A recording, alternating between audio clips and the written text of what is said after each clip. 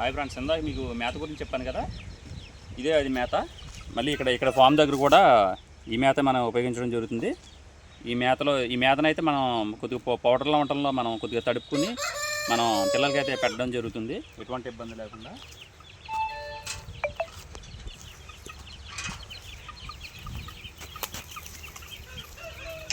GTC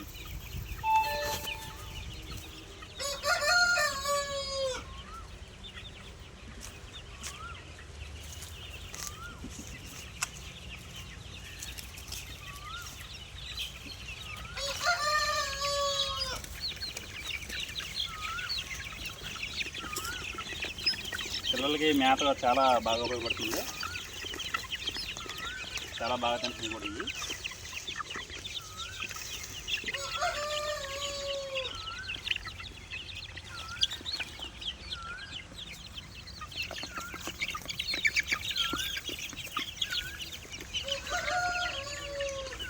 మనకి ఈ సెక్షన్లో పిల్లలకి ఎటువంటి ఇబ్బంది లేకుండా మనకి కాగిలి కానీ గిజ్జి పిట్టలని చిన్న పిట్ట పౌరంలా ఉంటుంది, అది వచ్చి పిల్లల్ని అయితే కొట్టేయడం జరుగుతుంది, కాళ్ళతో పట్టుకెళ్ళిపోవడం జరుగుతుంది.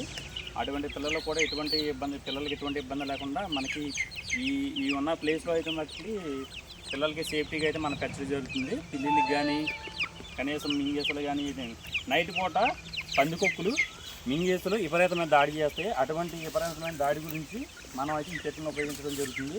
నైట్ పూట వర్షానికి కానీ ఈ పందికొక్కులు పిల్లులు ఎంట్రకలు అటువంటి వాటి నుంచి ఇబ్బంది లేకుండా వాటిని కాపాడడానికి మనం ఈ పెట్టెలను అయితే ఏర్పాటు చేయడం జరిగింది. వర్షానికి కూడా ఎటువంటి ఇబ్బంది ఉండదు. పగులు పూట కూడా మనకు వర్షం ఏదైనా కురిస్తే మనకి ఈ పెట్టెలోకి వెళ్ళిపోవడం జరుగుతుంది, లేదంటే పందిట్లోకి వెళ్ళిపోవడం జరుగుతుంది. కావున మనం ఎప్పటికప్పుడు కూడా మనం పిల్లల్ని అబ్జర్వేషన్ చేసుకోవాలి. అలా చేసుకున్నట్లయితేనే మనం పిల్లల్ని పెంచగలుగుతున్నాం, లేదంటే అసలు మనం పిల్లల్ని పెంచలేము. పెద్ద కోళ్ళు అయితే మనకి ఏ విధంగా చూసినా సరే మనకి నైట్ పూట పుంజులు అయితే నైట్ పూట ఒక టైంలో ఫుడ్ వేస్తే వాటికి సరిపోతుంది. పెట్టలోకి అయితే మట్టుకి పొద్దున్నే సాయంత్రం కూడా అన్నింటికి మేత వేయాలి. పిల్లల విషయంలో మట్టుకి మనం చాలా జాగ్రత్త చూసుకోవాలి. మెడిసిన్ విషయంలో మెయిన్